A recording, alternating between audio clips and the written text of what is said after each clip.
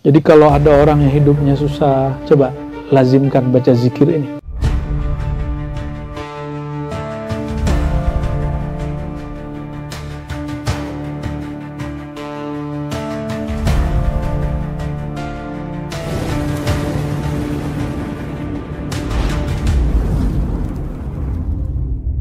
Seingat saya yang kita kaji hikamnya Syekh Abdul Qadir Jilani, bukan hikam Ibnu Uthaylah. Hikamnya Syekh Abdul Qadir ini adalah ilham-ilham yang beliau terima dari Allah Subhanahu wa Ta'ala. Syariat sudah selesai dan tidak ada yang ditutup-tutupi dalam syariat. Tetapi kalau hakikat ma'rifat masih Allah simpan dan Allah turunkan berkembang sesuai kesanggupan batin seseorang. Maka ilmu yang dibuka di zaman sahabat itu akan berkembang di zaman tabi'in. Tabi'in.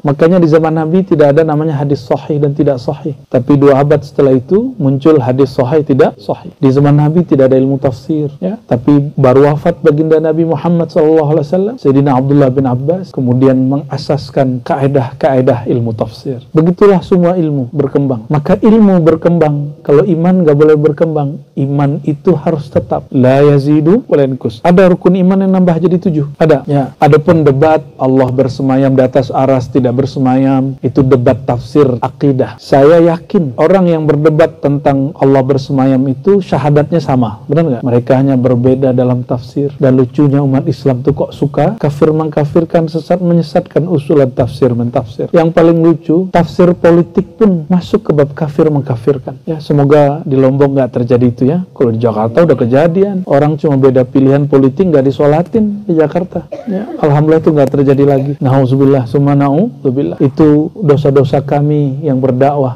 karena kurang membina dan mendidik umat bahwa bab muamalat, bab politik tidak mempengaruhi urusan iman. Tolong dipegang ya, bahwa beda pilihan politik bukan beda iman. Jualan paling enak, jualan agama. Urusan politik itu jualan agama. Maka kita menghimbau kepada orang yang maju ke dunia politik, gak usah jual agama lah ya. Agama ini milik Allah. Ente jual-jual agama, nanti ente disembelih sama Allah, dihinakan oleh Allah. Sembelih apa? Disembelih jiwanya. Stres nanti, keras hatinya nanti. Nauzubillah min zalik. Kita ingetin dari awal, termasuk ustadz-ustadz, ya, dai-dai yang kemudian ikut memprovokasi bab politik dengan ayat-ayat, baik pro ataupun kontra, itu sama. Itu tidak diperkenankan. Di zaman Nabi ada pilkada nggak? Ada pemilu nggak? Maka orang yang bawa ayat untuk urusan pemilu pilkada, dia telah menghinakan Al-Quran. Al-Quran bukan urusan pemilu, bukan urusan pilkada. Quran semua diatur Quran ya, tapi Quran mengatur yang asas-asas, yang pokok-pokok. Ilmu itu dalam usul fiqih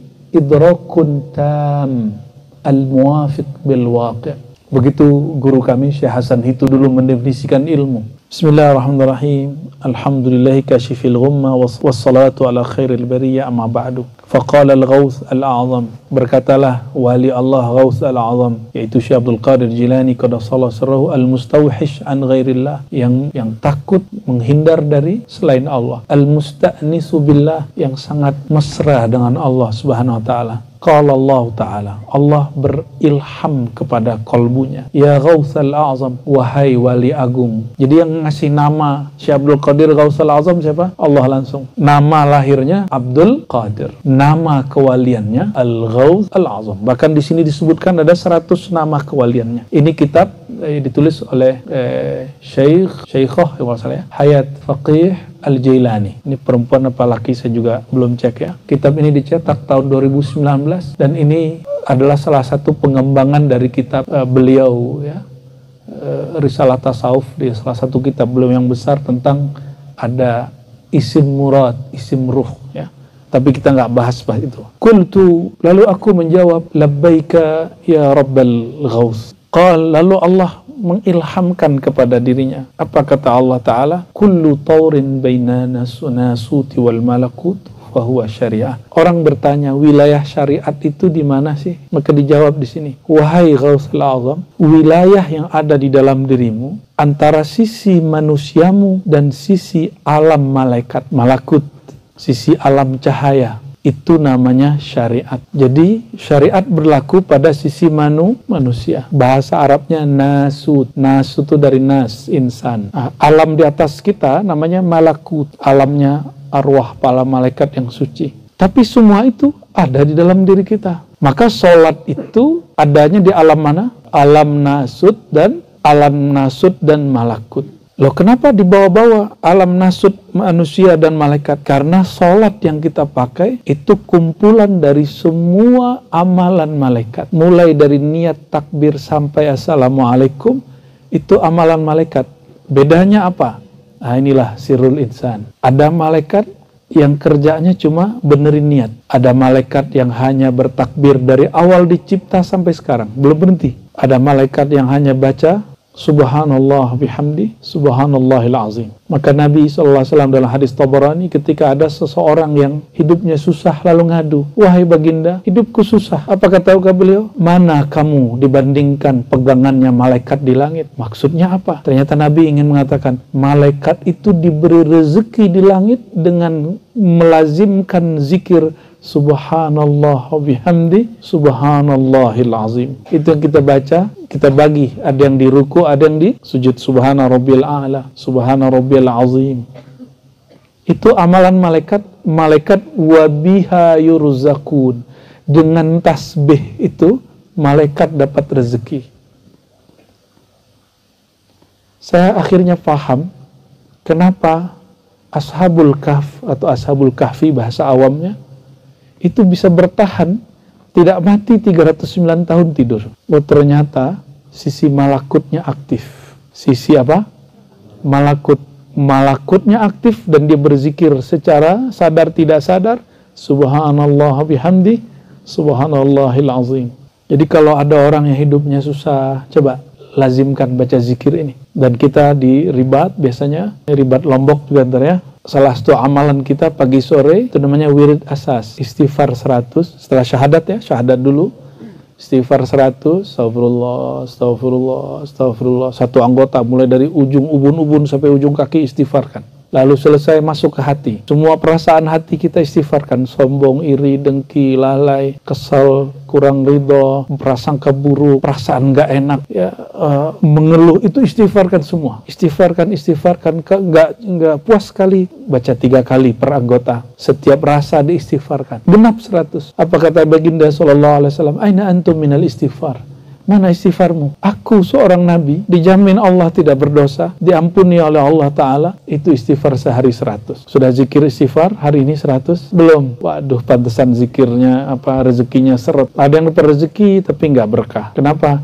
Dia belum membersihkan dirinya. Lalu apa? Tahlil la ilaha illallah. Jika waktu luang dilengkapi la ilaha illallah wahdahu la syarika la lahul mulku wa lahul hamdu yuhyi wa yumit wa huwa ala kulli syai'in qadir. Orang melazimkan ini, apa kata Nabi SAW? Man qala la ilaha illallah min qalbi. Orang baca la ilaha illallah dari lubuk hatinya paling dalam, dan itu hanya dengan talqin zikir. Maka sangat dianjurkan, bahkan wajib secara hakikat, ngambil talqin zikir tarik. Kenapa? Nabi SAW mengatakan, man qala la ilaha illallah min qalbi. Siapa yang baca la ilaha illallah, dia mulai menghentakkannya dari dalam kolbunya, dia mulai menghunjamkannya dari dalam dirinya. Kasyafallahu biha abwabas samawat hatta yufdiya ilal arsh.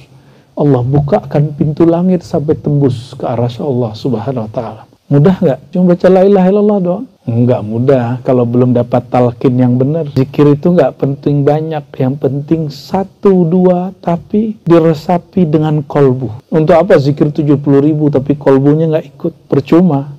Itu zikir munafikin. Zikir munafik hanya pakai lisan, kolbunya nggak ikut. Maka kita ikutkan kolbu kalau berzikir la ilaha illallah. Allah buka. Kenapa Allah sebut tembus ke arsy? Arsy itu pusat dari rahman rahimnya Allah. Maka orang kalau baca la ilaha illallah dengan kolbu, pasti kolbunya penuh dengan rasa rahmat. Ini suaranya jadi berubah ini. Ada apa nih? Alhamdulillah. Dari tadi kayak serba salah deh. Syukuran bang ya. Habis itu zikir apa lagi? Sholawat. Baca la ilaha illallah nggak pakai Muhammad Rasulullah sholawat, nggak nyampe juga. Karena yang mengajarkan kita la ilaha illallah pada hakikatnya Sayyidina Muhammad Sallallahu Alaihi Wasallam. Dan kata Sayyidina Adam ya, dalam hadis yang sahih, tidaklah aku mengangkat kepalaku waktu di surga ke arsy Allah kecuali aku melihat nama Engkau ya Allah, dan setelah nama Engkau ada nama kekasih Engkau Muhammadur Rasulullah SAW. Apa kata Allah Ta'ala? Hai Adam, tahukah engkau? Itu yang punya nama, laulahu ma khalaqtuka. Kalau bukan karena dia, aku tidak ciptakan engkau. Jadi Nabi Adam diciptakan untuk yang punya nama itu, Sayyidina Muhammad sallallahu alaihi wasallam. Bahkan ketika Sayyidina Adam jalan-jalan di surga, diperhatikan kebun-kebun surga, taman-taman surga, dedaunan surga, bidadari surga. Bidadarinya belum ada sih kecuali Sayyidatuna Hawa. Apa kata beliau? Aku lihat akar-akar, urat-urat, semuanya bertuliskan nama Muhammad sallallahu alaihi wasallam dengan semua bahasa-bahasa surga. Jadi kalau dalam hadis nih Bang Irwan, bidadari itu kalau meludah di bumi, itu bumi penuh dengan bau kasturi, aroma kasturi. Kasturi itu jangan kasturi yang harga 15.000 itu, bukan. Ya, coba tanya orang yang bolak-balik ke Mekah itu. Bang Haji ya, itu parfum-parfum yang satu botol kecil harganya 20 juta, itu ada. Botol segini doang 20 juta, ada yang 50 juta, ada yang 100 juta. Tapi disemprot dikit, itu sebulan gak hilang-hilang baunya kalau nggak mandi-mandi. Apalagi disembalun ini ya, sembalun namanya. Ini kalau di sini kan kita jadi malas mandi. Saya jadi ingat musim dingin orang-orang di Eropa kan begitu. Kita jadi paham kenapa orang kemudian malas mandi di musim dingin. Parfumnya kenceng. Itu bidadari, urat-urat pembuluh darahnya, kata Sayyidina Adam, itu bertuliskan nama Muhammad sallallahu alaihi wasallam dengan semua aksara-aksara surgawi. Berarti keharuman yang muncul dari bidadari dari siapa? Dari nama, baru nama loh. Baru dari nama Nabi Muhammad sallallahu alaihi wasallam. Kira-kira Nabi Muhammadnya gimana? Maka salah satu nama baginda At-Tib, At-Tayyib, yang sangat harum, yang sangat elok. Ini yang sering saya sampaikan, mumpung kita udah dekat musim maulid, bulan depan sudah musim maulid. Jadi kata guru kami orang Libanon ya, ketika Nabi menyukai pakai parfum, jadi pakai parfum itu sunnah. Apa kata beliau? Saya nggak tahu. Nah ini bahasa adab sebenarnya. Entah parfum kasturi yang mengharumkan baginda, entah baginda yang mengharumkan kasturi. Saking harumnya Sayyidina Muhammad SAW. Maka sahabat-sahabat Nabi sepakat mengatakan, Ma'amarra Rasulullah SAW, tidaklah melewati Rasulullah SAW dengan satu tempat, kecuali tempat itu ketika sudah Nabi lewati, beberapa menit masih tertinggal keharuman tubuh baginda Nabi Muhammad sallallahu alaihi wasallam. Maka ustadz jangan bau itu tuh apa ya? Itu bid'ah itu. Ustadz wajib pakai deodoran, wajib. Itu sunnah Nabi sallallahu alaihi wasallam. Pakai parfum jangan yang sinyong-nyong itu yang bikin hidung kita langsung jatuh, hidung mancungnya jatuh. Yang elegan lah, yang enak baunya. Apalagi sudah pergi haji umroh ini, cari parfum yang enak. Jangan parfum anak-anak SD itu anak SD itu yang 10.000, 15.000 itu. Tetap itu harus ada itu untuk anak-anak muda yang masih baru mengenal parfum. Ya. Allahumma sholli ala sayyidina Muhammad. Dan secara hakikat orang-orang yang bersolawat itu tercium oleh malaikat harum. Dan ada malaikat-malaikat khusus yang dia hanya mencari mendekati orang yang bersolawat. Allahumma sholli ala Sayyidina Muhammad. Lalu zikir yang keempat adalah subhanallah bihamdi subhanal azim. Itu zikir malaikat, yang mana malaikat diberi rezeki di langit karena zikir itu, apalagi di bumi. Jadi kalau orang udah punya zikir ini, insya Allah kalau dia punya usaha, Allah berkahi usahanya. Jangan ditinggal ya. Gak mesti di atas saja ada, boleh di motor, boleh di mobil, boleh di mana aja. Yang penting zikirnya jangan ditinggal. Ketinggalan qadha, ya diganti di waktu lain. Itu yang disebut istiqamah. Kenapa kita masih perlu berzikir dengan lisan? Kan sudah tahu hakikatnya Allah. Iya, karena kita masih punya sisi nasut, sisi zahir manusia.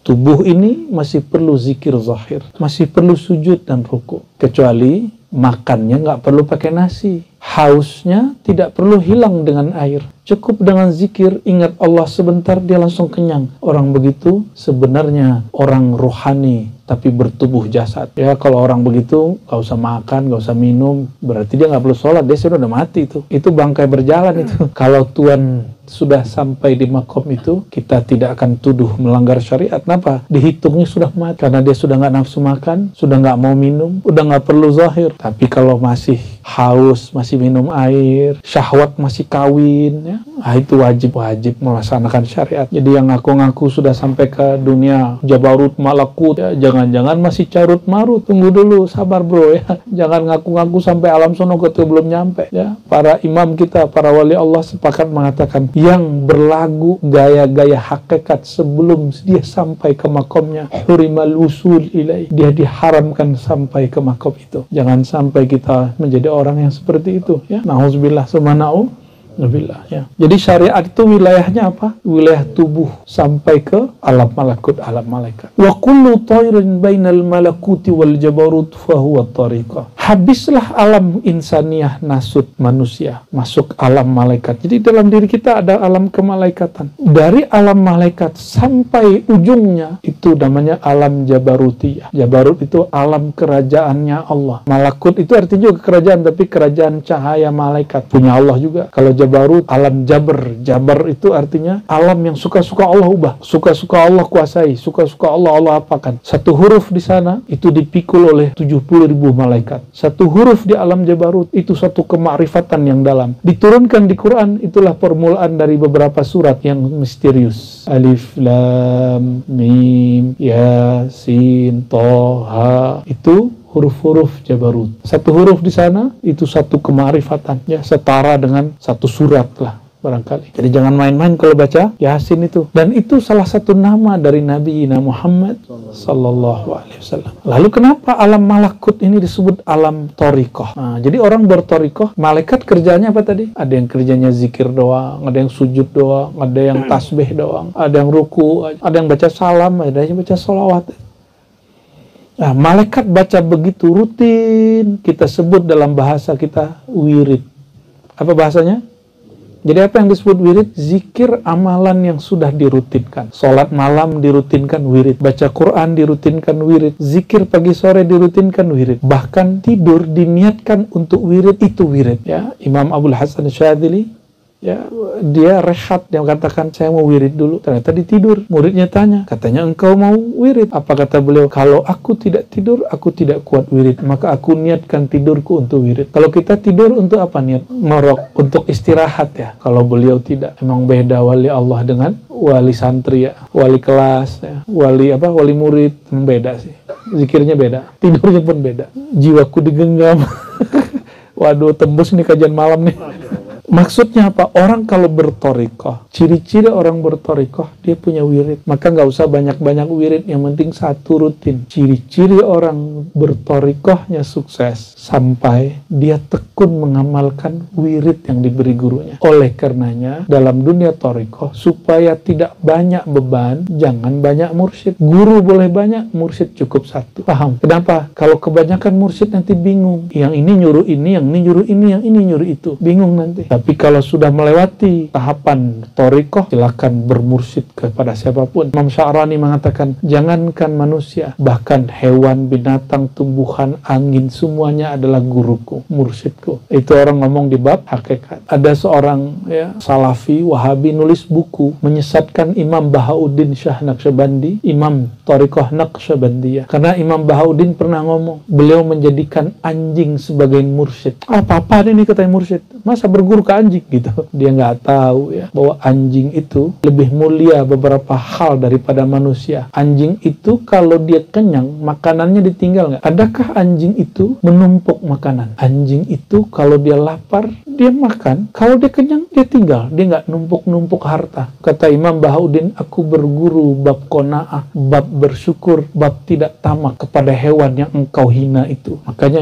imam kita berguru ke hewan manapun. Itu orang bab hakikat, bukan bab thari. Kalau thariqah jangan bermursyid ke guguk ya, jangan bermursyid, apalagi bermursyid ke jin. Lalu gimana orang mengatakan kalau mursyidku mati gimana? Kalau engkau masih di alam malakut, carilah guru yang baru. Tapi kalau engkau sudah ditembuskan Allah sampai ke alam setelahnya, yaitu dari malakut, jabarut ya, dari jabarut ke lahut. Lahut itu alam ketuhanan, bukan alam Tuhan, alam ketuhanan, ilmu tentang Tuhan. Nah, kalau sudah sampai di situ boleh. Orang udah nyampe di situ, nggak perlu lagi bermursyid kepada orang yang sudah mati ataupun masih hidup. Inilah perkataan Imam Abul Hasan Syadzili. Apa kata Imam Abul Hasan Syadzili? Dulu guruku Ibnu Masyis, sekarang guruku Ar-Ruh Al-Akbar, katanya gitu. Ya, dia sebutkan 4 macam gurunya, dan itu semuanya alam-alam jabarut, alam lahut. Jadi terjawab, kalau guru kita punya mursyid meninggal, tapi kita belum mengerti makom guru kita, belum nyampe ke posisi dia, maka carilah guru yang baru. Oh, khianat dong? Enggak khianat. Justru itu mengikuti amanah ketarikotan sang guru. Oh, berarti saya meninggalkan mursyid saya? Bukan, justru itulah cara kamu mengikuti mursyidmu, dengan meneruskan mencari guru yang baru. Jadi kalau ada yang punya guru sudah wafat, tapi baru terbentur di bab wirid, bab thariqah, bab malakutiyah, carilah mursyid baru. Jangan ngotot, jangan tengkar, jangan rebutan jadi mursyid, nanti jadi bullshit. Jadi antara malakut dengan jabarut disebut apa? Thariqah. Apa ciri-cirinya? Berwirid. Maka orang-orang yang sudah senang berwirid, dia nggak perlu tahu istilah ini. Sebenarnya sudah Allah pindah ke alam malakut, walaupun jasad jadi atas sajadah. Mau dia orang Lombok, mau dia orang Arab, sama aja. Udah nyampe depan Ka'bah, tapi wirid nggak dikerjain. Dia nggak di alam malakut. Bukan masuk ke alam malakut, baru masuk ke alam carut. Maka sebelum umrohkan kolbu dulu. Apa maksud umrohkan kolbu? Siapkan kolbu kita dengan satu amalan yang kita istiqomahin. Sa'i dulu di kolbu. Di kolbu kita sa'i, zikir bolak-balik, zikir bolak-baliknya. Dari akal ke kolbu, akal ke kolbu, akal ke kolbu. Bolak-balik nggak apa-apa. Capek emang. Sa'i itu capek nggak? Capek. Dan memang orang zikir thariqah itu capek. Sampai nanti sisi kemanusiaannya berkurang. Mulai jinak, mulai kemudian lembut, dan sisi kerohanian malaikatnya muncul. Disitulah orang nggak puas kalau dia nggak zikir. Makanya saya senang kalau ada jamaah ngomong gini, kalau belum baca Quran 1 juz sehari, perasaan saya nggak enak. Nah, itu dia sudah di malakut itu. Ada orang ngomong gini, saya kalau nggak sholat tahajud, itu perasaan saya nggak enak. Kalau belum zikir pagi sore, belum baca Ratibul Haddad, hizib ini, itu kayaknya belum ada yang beres. Itu dia sudah duduk di alam malakut. Walaupun zahirnya dia di bumi. Senang atau nggak senang? Senang. Tapi jangan berhenti di situ, ya. Kalau berhenti di situ, setan bisa tembus, karena setan lama di situ. Berapa tahun setan di situ? 18.000 tahun. Iblis dulu di situ. Jadi jangan sampai ditipu oleh wirid-wirid kita, karena wirid ini dapat diselewengkan oleh iblis. Nauzubillah, tsumma nauzubillah. Oleh karenanya kami menambahkan, ya, sesuai dengan ilham-ilham yang Allah beri, isyarat-isyarat yang Allah lintaskan dalam rohani kita. Sebelum berzikir, membaca ilahi anta maksudi, dawamkan baca Allahumma inni ala dzikrika wa syukrika wa husni ibadatik. Ya Allah, bantulah aku mengingat engkau, berzikir, berwirid, mengenal engkau. Jadi yang membantu kita zikir siapa? Allah. Maka ciri-ciri orang dibantu oleh Allah, dia mulai punya amalan yang dia rutinkan. Semoga yang hadir ini, yang mendengar kajian ini, sudah termasuk orang yang dibantu oleh Allah SWT. Amin. Ya. Min alamati ma'unatillahi 'alal 'abdi ay yuyassira lahu al-awrad. Ciri-ciri orang dibantu oleh Allah, Allah mudahkan dia mengistiqomahkan wirid-wirid. Kesini berat nggak? Datang ke sini ngaji itu berat nggak? Enggak. Oh, berarti sudah Allah jalankan rohani. Alhamdulillah. Ada yang ngantuk nggak nih? Di Jakarta masih jam berapa nih Jakarta nih? 10. Di sini udah jam 11 kurang ya? Masih setengah 11. Wa kullu taurin bainal jabaruti wal lahut. Kalau orang berwirid, sebenarnya di saat dia wirid, Allah sedang membantunya, dan di saat itu Allah sedang meneteskan ilmu hakikat pada dirinya. Disebut warid. Jadi ciri-ciri orang dapat warid, dia istiqomah wirid. Maka bertanyalah seorang murid kepada gurunya, ya Allah, ya wahai Tuan Syekh, ya Sidi Syekh, duluan mana wirid atau warid? Tadi warid artinya apa? Tetesan kemakrifatan dari Allah, hakikat, rasakah, faham atau rahasia yang Allah teteskan di kolbu saat berwirid, atau setelah berwirid, atau sebelum berwirid. Itu namanya warid. Apa namanya? Jadi wirid zahirnya bacaan, zahirnya amalan. Warid rahasia yang Allah teteskan di dalam diri. Duluan mana yang turun? Duluan wirid apa warid? Wirid dulu ya? Bener. Pantesan antum gak naik-naik. Pantesan jadi murid mulu, gak jadi murad. Kita udah pancing tadi. Kita diribat ya. Sebelum ilahi anta maksudi, sebelum zikir, kita baca doa Allahumma inni ala dzikrika. Ya Allah, bantulah aku mengingat engkau. Hakikat dari bantuan Allah itu kemakrifatan. Dizahirkan dalam bentuk mudah beramal. Jadi duluan mana? warid gitu. Karena engkau diberi warid oleh Allah, maka engkau mudah berzikir, maka bersyukur. Jadi nikmat ini nggak hanya duit itu iya, maka jangan berzikir untuk melancarkan rezeki zahir. Berzikirlah sebagai tanda syukur Allah telah meneteskan nur hakikat dalam diri kita, itu rezeki batin. Orang dapat rezeki batin yang sedikit dibanyakkan Allah secara zahir. Itu sebabnya para aulia Allah itu la khaufun alaihim walahum yahzanun, nggak ada gelisah dia, nggak ada gundah gulana. Kepikiran sih boleh, masa nggak kepikiran, kan punya pikiran, tapi dia nggak gelisah ya. Masa wali gelisah, masa wali gelisah ya, berarti bukan wali Allah, wali syaitan itu, atau mungkin masih wali murid ya. Jadi di Quran itu jelas sekali tanda-tanda wali-wali Allah itu. Tapi kenapa orang nyarinya kemana-mana gitu? Ala inna awliya Allah la khaufun alaihim wa lahum yahzanun. Wali-wali Allah itu tidak ada gelisahnya, nggak ada kesedihan yang berlanjut. Sedih tapi jangan berlanjut, maka pakai kata aktif, yahzanun. Nabi ketika anaknya diambil Allah nangis tapi nggak berlanjut, nggak pilu terus-terusan gitu. Maka orang yang diambil kekasihnya, orang yang dia sayangi, anaknya, saudaranya, siapa, orang tuanya, gurunya, kekasihnya, udah bertahun-tahun masih pilu, masih kayaknya sakit gitu. Ini orang nggak mengerti cara kerjanya Allah Subhanahu wa Ta'ala. Berarti belum dikasih warid. Dan ciri-ciri orang diberi warid, dia dipertemukan guru-guru yang mengajarkan ilmu kema'rifatullah. Ilmu ma'rifatullah. Ya, ma'rifatullah artinya apa? Mengenal, dan mengenal Allah itu nggak sulit. Mulai dari Al-Fatihah, Bismillah itu ma'rifatullah, sampai ujung Qul a'udzu birabbin nas, semuanya ma'rifatullah. Jadi kalau ada orang bilang, oh ma'rifatullah kajian berat, apanya yang berat? Secanggih ini mesin Tuhan yang Allah ciptakan untuk kita, masa nggak sanggup ya? Dan yang paling lucu, yang menentang kajian-kajian ma'rifat ini bukan orang awam, justru malah orang yang dianggap kiai, yang dianggap bisa baca kitab kuning. Nah itu saya heran juga. Jangan dibuka ini untuk orang awam, ini bahaya ini. Kalau dibuka ke orang awam ini bahaya. Saya sering berdebat begitu, diskusi dengan kawan-kawan kita yang melarang itu. Saya tanya balik, kenapa kamu buka kajian kitab fikih? Dia jawab, supaya sholat orang benar. Berarti buka kitab fikih supaya apa? Supaya sholatnya benar, biar rukun syaratnya benar. Boleh nggak saya ngomong? Gak usah dibuka, ribet, nyusahin orang. Nggak boleh begitu Ar-Razi, nanti sholat orang rukun syaratnya nggak benar. Saya jawab balik, sama kiai, kenapa saya buka kajian kitab tasawuf? Pakai kitab kita bukanya, ini pun pakai kitab kita, Al-Futuhat Ar-Rabbaniyah fil Awrad Al-Qadiriyah. Itu judul kitabnya yang kita buka. Supaya orang tidak keliru dalam menempuh jalan thariqah. Makanya kita buka kitab-kitab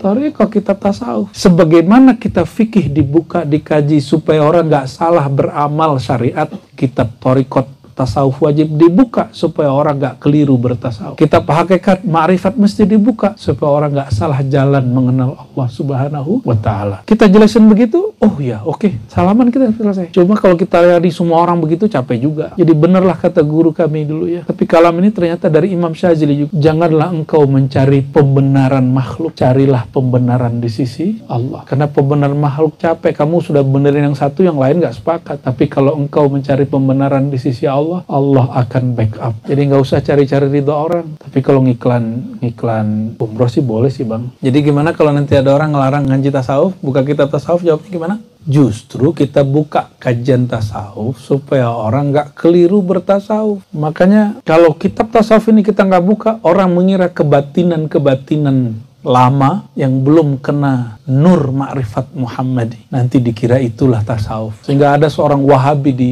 Saudi itu ceramah gaya bener dia apa, zurtu Afriqiya, ngomong gitu, saya berkunjung ke Afrika, di situ ada kelompok sufi nggak sholat. Orang nggak sholat dituduh sufi sama dia. Itu karena dia nggak belajar mana yang sufi, mana yang tidak sufi. Mana ada sufi tidak sholat, taubat. Sholat itu dikit bagi sufi, itu nggak cukup bagi dia. Benar nggak? Ya, yang sudah pernah belajar tarekat pasti di gurunya bilang apa? Kamu sholat taubat ya, tiap hari jangan lupa sholat hajat ya. Jadi aneh, tuduhan itu tuduhan ya, sampai nanti tasawuf ini akan dituduh terus. Dan kita bersyukur masih ada yang nuduh kita. Tanda dia perhatian sama kita tuh.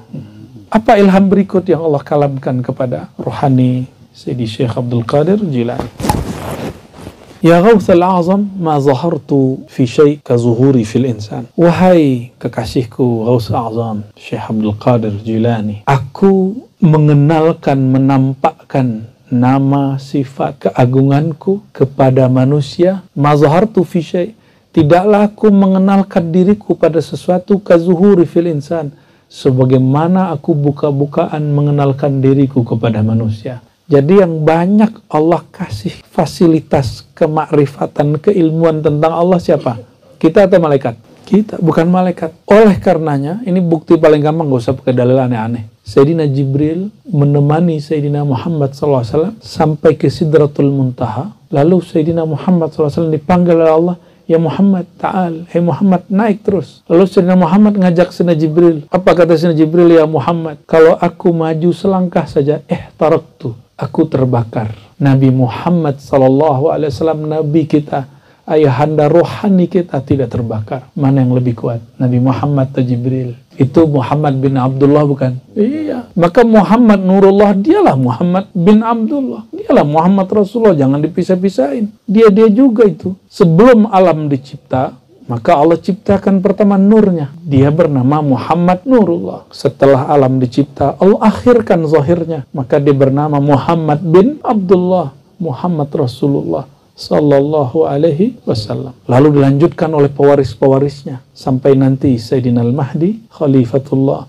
yang Nabi Yuna Muhammad SAW katakan ismuhu ismi, namanya namaku, hakikatnya hakikatku, ma'rifatnya ma'rifatku, itu maksudnya. Tapi dia wali, bukan nabi. Jadi nggak ada namanya Imam Mahdi itu nabi, nggak ya. Yang mengajarkan Imam Mahdi itu nabi, wah itu ajaran kebatinan, sesat, menyesatkan itu. Jadi Allah mengenalkan dirinya mulai dari perbuatannya. Nah, tubuh kita mulai dari ujung rambut sampai ujung kaki. Mohon maaf yang sudah menikah lalu punya anak. Kerjaan bapak ibu hanya, mohon maaf, melakukan hubungan suami istri. Yang menciptakan janin di dalam itu suami istri atau Allah? Allah. Ada nggak yang sadar Allah merubahnya 40 hari pertama, 40 hari kedua? Kan nggak ada. Ibu-ibu yang udah ngelahirin nyadar nggak, Bu? Waktu ditiupkan tahu nggak? Nggak tahu. Yang sadar cuma Sayyidatuna Aminah, ibunda Sayyidina Muhammad SAW. Awal beliau hamil, langsung didatangi oleh arwah-arwah para nabi dalam mimpinya.